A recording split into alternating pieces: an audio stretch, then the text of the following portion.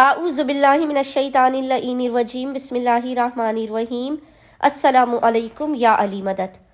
مومنین و مومنات کی خدمت میں اسم اعظم کا آج ایک بے انتہا مجرب اور جلالی ترین وظیفہ عمل لے کر آئے ہیں۔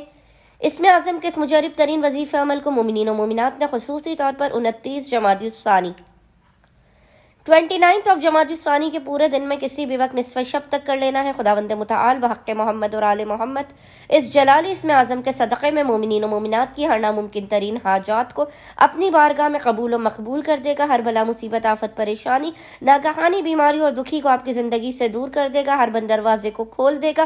رزق و روزی میں بے پناہ برکت اور وسعت عطا کر دے گا۔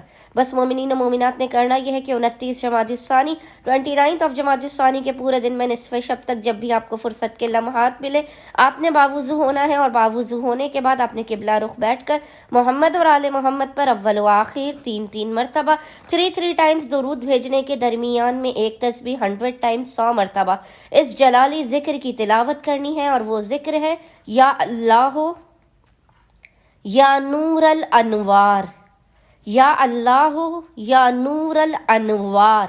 اور خداوند متعال کو محمد اور آل محمد کا اس جلالی اسم اعظم کا واسطہ دے کر اپنی حاجات کو طلب کرنا ہے، مسائل کے خاتمہ، رزق میں برکت کی دعا کرنی ہے۔